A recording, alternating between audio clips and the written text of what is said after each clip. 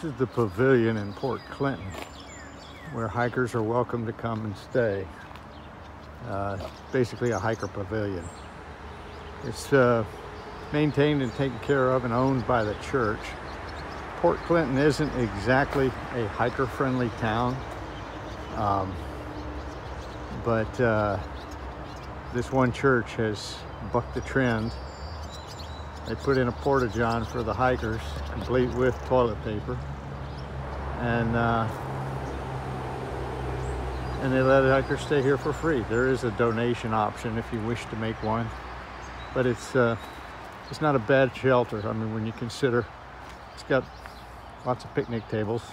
I slept on one last night. People with freestanding tents will set up their tents inside to keep the bugs out. I didn't have a bug problem, but it's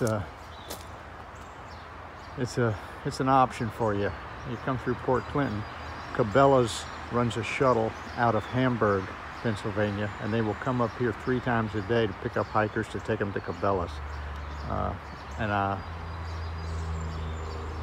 Everything else is in Hamburg, Walmart and everything else.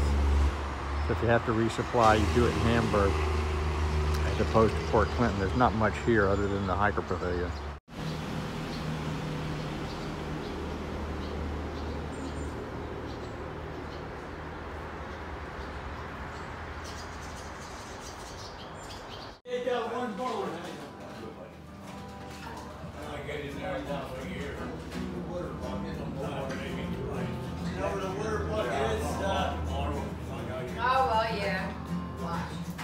Over here.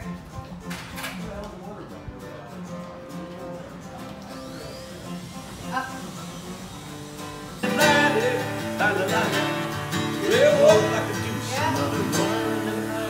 Some silicone system manager, Mr. Goldie, I got what it takes. Never before seen in the wild. An earthworm and a slug having a total fight. I'm thinking the slug is the aggressor. That long earthworm is just having a problem with it. Here's my tent, drying out my raincoat, my rain pants over here. Threw up a line, hang out everything that I've been wearing for the last 2 days. It's soaking wet because of the rain. And you can see way back there, hanging in the tree, is my bear bag. Just finished dinner, ready to settle down for the night. It was a good hike today, about 12 miles coming out of Port Clinton, but I didn't leave there till 1 o'clock, so I got everything done by the hiker midnight hour anyway. It's getting close to 8:30, 9 o'clock, something like that. Pennsylvania.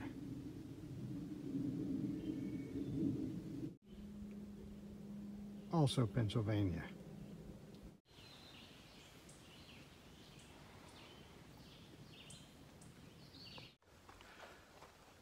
Okay, I'm in northern Pennsylvania now, where the rocks are the absolute most brutal thing.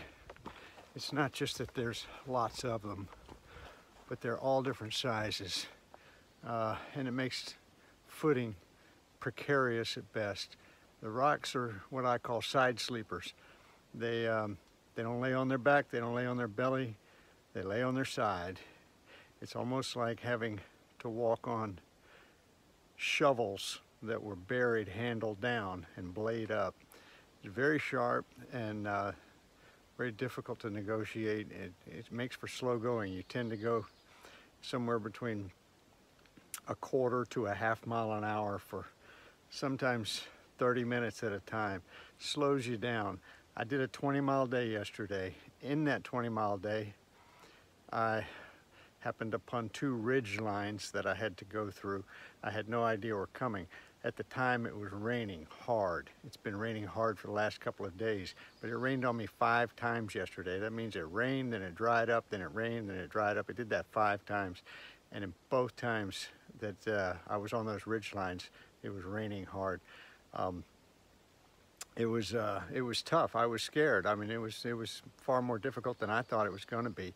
And I'm told that today is Lehigh Gap, which is the most difficult ridge line in Pennsylvania, at least up to this point. And it is not recommended to do it in the rain. I think we're pretty good on the forecast right now. It looks like it's going to be a sunny day, or at least partly cloudy, but no real rain forecast. That's far better than it's been the last 3 days. I've been walking in wet clothes for the last 3 days. Everything I own is soaking wet. I've got some of it tied to the outside of my pack just to dry off. Hopefully, if it doesn't rain today, I can dry out some socks and dry out a pair of pants and things like that. But otherwise, it's going to be a tough day. And I just left the shelter. It's about 7 o'clock in the morning. There are about 9 people at the shelter right now. Most of them were just getting up as I was leaving. I'm usually an early riser, but they all are very aware that today is going to be a big day for them, and they're not looking forward to it. Most of them only did 10 miles yesterday. I did 20 because I came from a spot a little further back and thought I could make it, and I'd made it, but boy, had I known how tough it was going to be, I might have broken that into 2 days myself.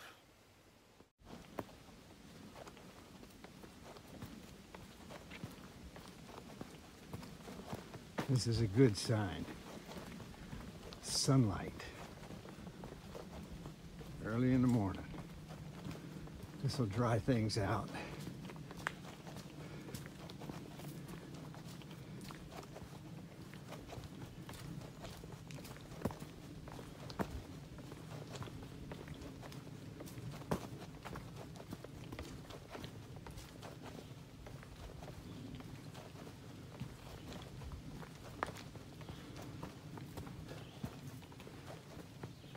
It's a very easy spot in the trail. Footing is not a problem here. It's what you call a path. This is very pathy compared to the rocky apocalypse that I keep finding myself in. Comes and goes every couple of 100 yards.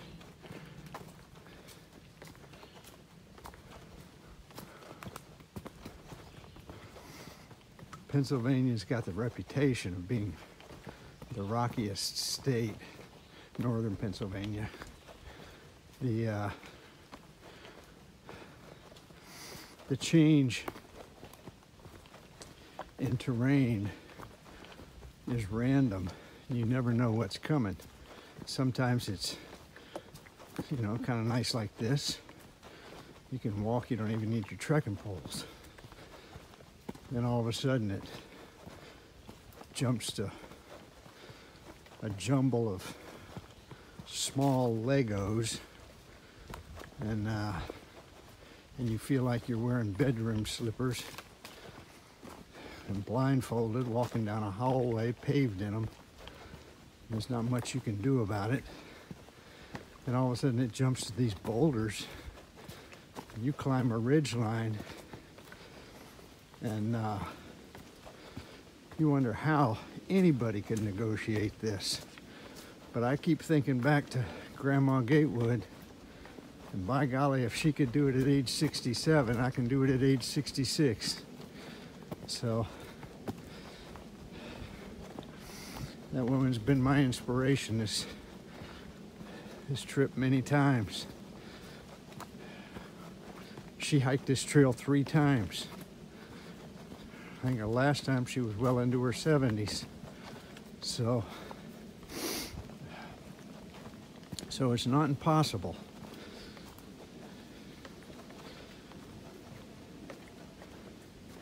Just got to keep moving. One foot in front of the other.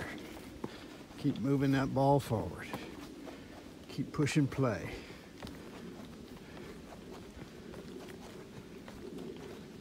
Today's July 4th. Trying to get done by mid-September. That means I only have about 2 months left to complete the 900 or so miles I got left to go.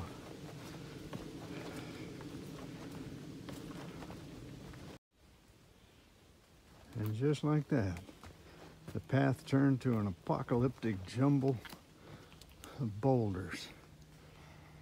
This is what I'm talking about. This kind of stuff is chaos on the ankles and the feet, and it slows down progress like crazy. It can be fun, but only for a while, and then all of a sudden you're tired of it. You're ready for the path again. It'll surprise you. This is what a ridgeline looks like. And this is the trail. You can go in this direction. You've got to negotiate all the way across the top of that, or maybe the rocks will have paint on the rocks that'll send you down to the right, but this is pretty much what it looks like when you're on the tops of these Pennsylvania ridge lines. And it's their rocks are still a little wet, still early in the morning. My shoes are great for rock protection, but not great for grip on a slick rock, and these things are covered in algae. So you go from 1 minute feeling like Spider-Man to the next minute feeling like Peter Parker. Came out of the woods over there.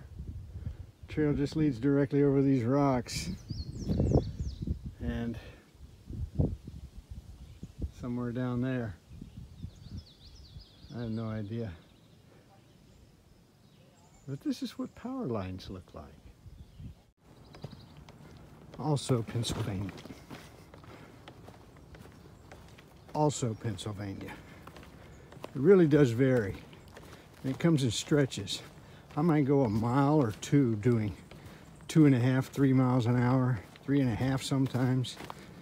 Then all of a sudden you hit rocks, slows you down.